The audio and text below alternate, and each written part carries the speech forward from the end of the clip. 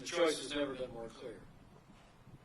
I mean, it's amazing to think that in the middle of a global pandemic, Joe Biden wants to raise taxes by $4 trillion. And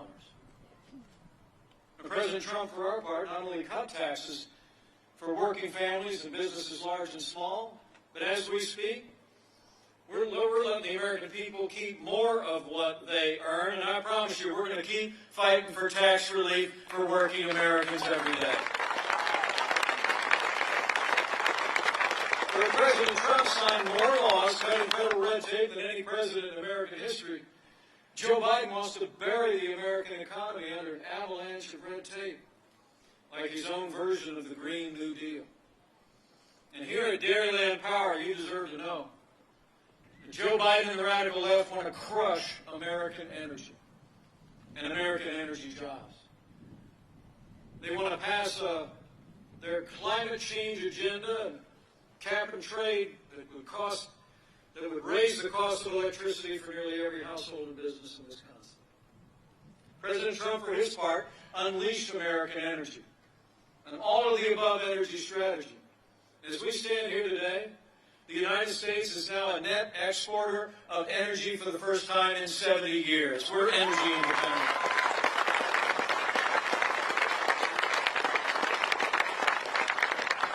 When it comes to free and fair trade here in the heartland, we all remember NAFTA. Over in the Hoosier State, after NAFTA was signed into law back in 1995, we saw entire communities shuttered. And literally in the years since, 60,000 factories closed across the United States, and many of those jobs moved south of the border and overseas. But I saw this president work to keep the promises he made to the people of Wisconsin. He said we could do better than NAFTA. We could fight for the kind of free and fair trade that put American jobs and American workers first. He drove a hard bargain. And I'm here to tell you, the USMCA is a win for Wisconsin workers and a win for Wisconsin farmers.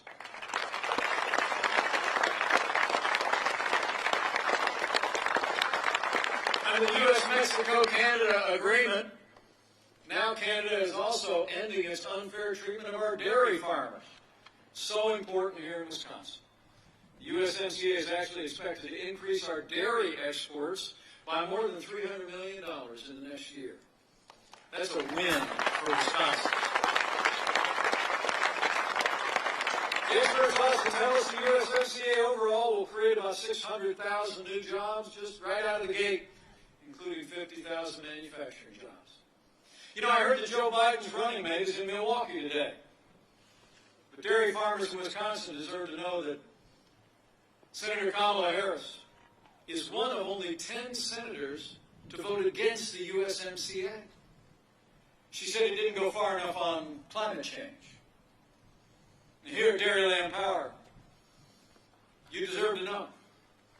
Senator Harris put their radical environmental agenda ahead of Wisconsin dairy and ahead of Wisconsin power. But under President Donald Trump, we will always put Wisconsin farmers, Wisconsin businesses, and Wisconsin families first.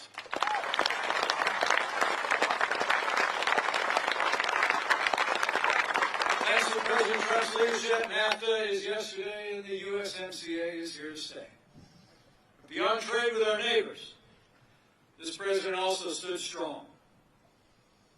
Stood strong with regard to China from day one.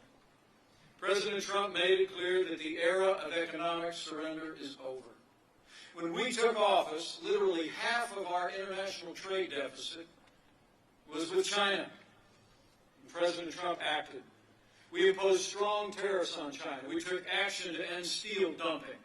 It was hollowing out our steel industry and manufacturing in this country. And every single day we continue to stand firm, demanding that China open up their markets, respect American private property, and play by the international rules. Joe Biden, he's been a cheerleader for communist China. He actually wants to repeal all the tariffs that are leveling the playing field for American workers. And recently he actually criticized President Trump for suspending all travel to China at the outset of the pandemic. So I'll make you a promise. Whatever the other side wants to say or do, President Donald Trump and I are going to keep standing strong for American workers and American jobs until China comes to the table, lowers trade barriers, respects American properties, and levels the playing field.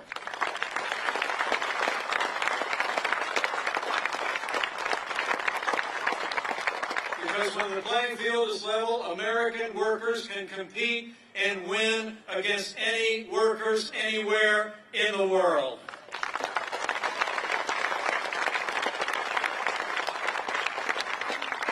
Finally, on this Labor Day, as we think about labor, think about the cost of labor. It's one of the reasons why President Trump has made record investments in border security. As we stand here today, this president is already overseeing the construction of more than 300 miles of a border wall on our southern border, and we've been enforcing our immigration laws all across America. I mean, the truth is that illegal immigration drives wages down. People know that. One of the reasons people in Wisconsin ought to be concerned, Joe Biden is for open borders, sanctuary cities, free health care for illegal immigrants that will continue to bring low-cost labor into our cities and our towns, undermining the wages of American workers. And in addition to enforcing our immigration laws and standing firm for the conviction that a nation without borders is not a nation, President Trump has also launched what we call the Pledge to America's Workers. We're encouraging businesses in every field to expand training opportunities for American workers, and it's already led to 16 million training and apprentice opportunities for American workers all across the country. That's why we call that Future Ready. So we stood strong. We stood strong for a safer, more prosperous America. We stood firm to make sure that those that are meeting the needs, families that are challenged in the midst of this pandemic, have the support and the resources to have the care that every one of us would want their family member to have. We stood up for our values and stood up for American families.